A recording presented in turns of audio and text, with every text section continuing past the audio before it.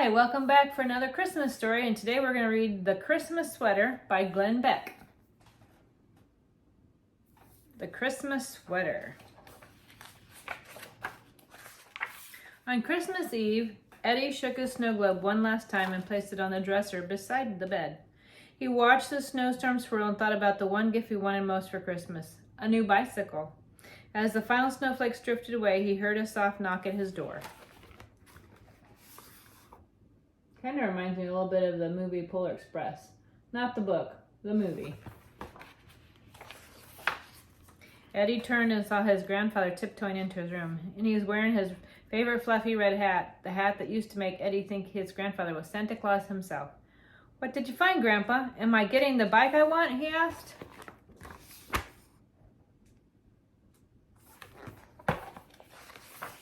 Grandpa looked around to make sure they were alone, then he whispered, "Well, I snooped around the house and I have good news and bad news. What do you want first?" Eddie frowned. "Better give me the bad news first."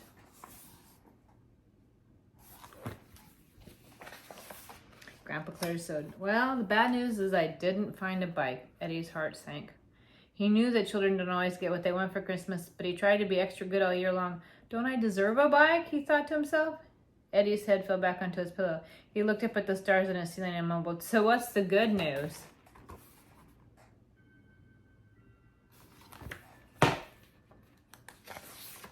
"Well, yes," Grandpa's eyes lit up. "The good news is that you're getting a Christmas sweater." "Huh?" Eddie sat up in disbelief. "A Christmas sweater? That's good news? A boring, useless, itchy sweater?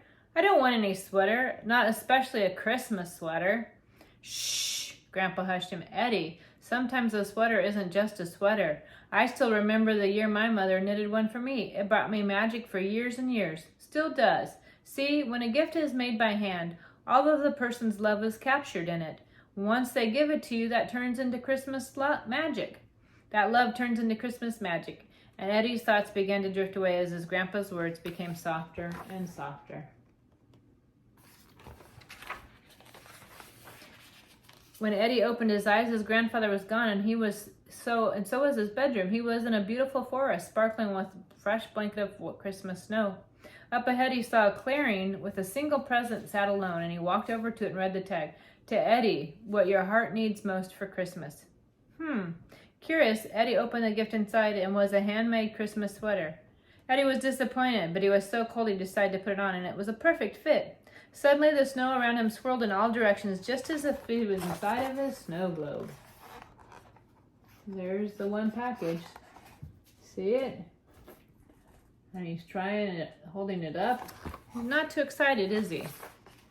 When the snow cleared, Eddie discovered that he was sledding with his father, and they both laughed and hung on tight as the sled jumped off a small hill and soared through the sky. "Are you having fun, Eddie?" his father asked. Eddie looked down at his magical Christmas sweater. "This is the best day ever!" Then Freddie gave his dad a big hug, and the snow started to swirl again.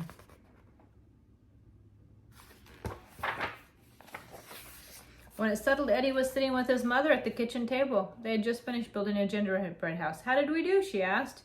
Eddie licked some of the frosting from his fingers and said, "We're a great team, Mom." And he thought about the Christmas sweater he was wearing. Could a simple sweater really have Christmas magic?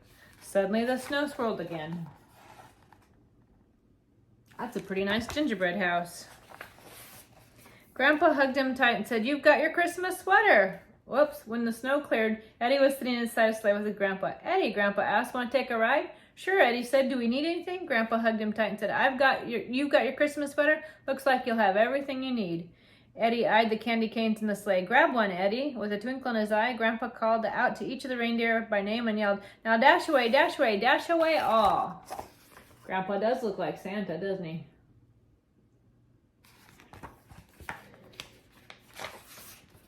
The sleigh lurched forward, and Eddie sat up in his bed, and he dreamed the whole night away. It was Christmas morning, and the smell of his mother's pancake filled the house, and he jumped out of bed and scampered downstairs, and he stopped dead in his tracks.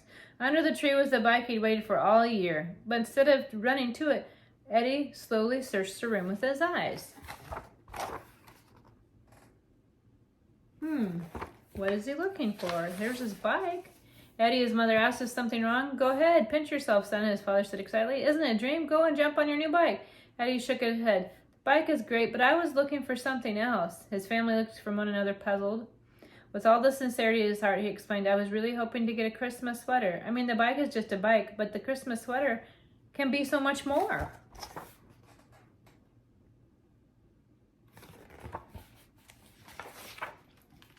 Eddie's mom crouched down beside the tree and pulled out a single box, and it looked familiar. Is this what you're looking for? She asked. Eddie smiled from ear to ear, and he reached for the box, opened it, and eagerly pulled out his Christmas sweater. And he stared at it and then put it on over his pajamas. And it was a perfect fit. He felt true warmth for the first time in his life.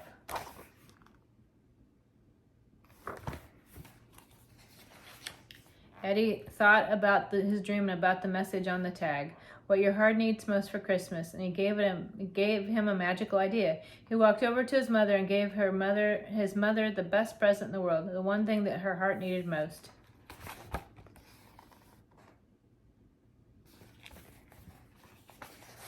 A big, warm hug from her son. Thank you, Mom, he whispered. I love you. Aww.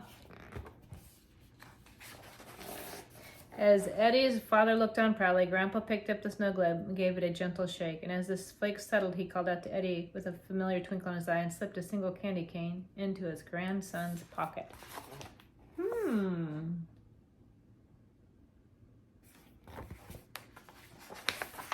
Merry Christmas.